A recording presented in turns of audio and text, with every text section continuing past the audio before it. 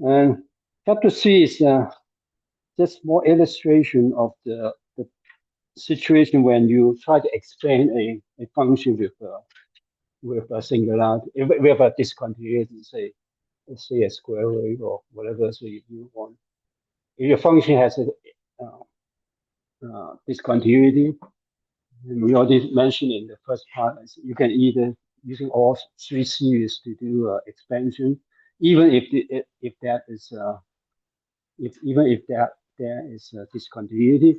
And this obvious situation is what you want to expand a function over a finite series using either one of them.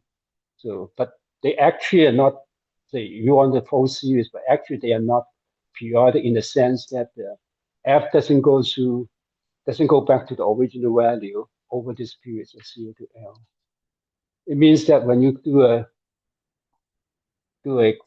Fourier series, you artificially copy this function like a periodic in the periodic sense. So you copy this function to the negative x.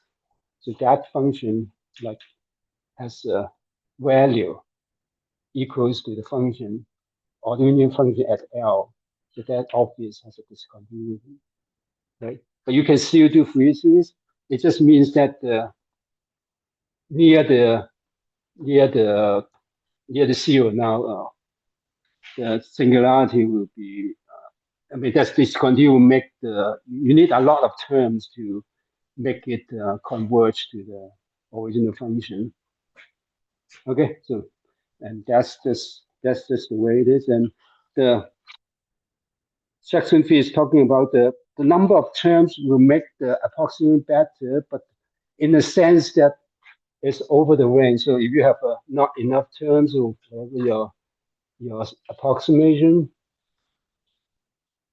it might be it go to, I mean, it oscillate around the true value, but near the singularity, the deviation to the true value is large.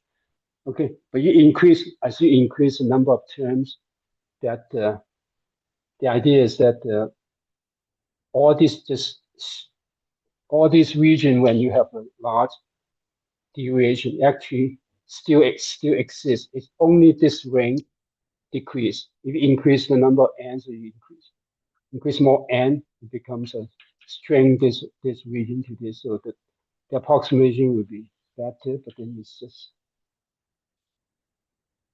like the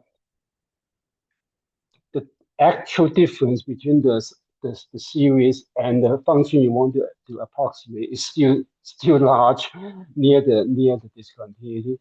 Only the region whether they actually deviate string.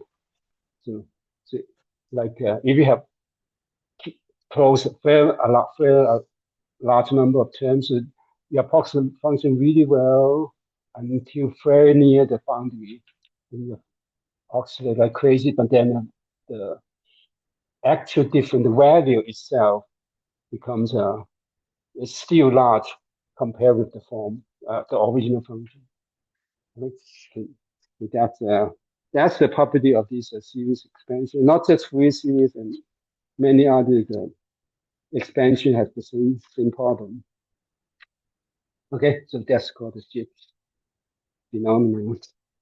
I mean, there's some mathematical consideration you can say how large this width is, but um, that is not very. I mean, we in application we seldom actually do that because if it has an error that is not actually representing actual function, there's nothing you can do about it except to try to avoid it. Okay, so um, so that's basically just something that you want to keep in mind, especially when you're doing like numerical simulation. A discontinuity that you try to approximate. Basically, you said that if you choose discontinuity, it's just basically saying that whatever resolution your discretization will not able to resolve it nicely if you choose discontinuity. Right? So You just need to be aware. You need to realize that if you are choosing singularity, that that's you need to consider using. Be more careful when you consider that. If it's not a true singularity, just a very sharp change. In order for whatever the approximation you want to approximate that numerically using some discretization, you probably just need to use with more grid point so that we solve this sharp change in order to avoid this kind of error. Okay. So that's just the way it is. So I'll just let you read that. This for your information. I think there anything you need to do. So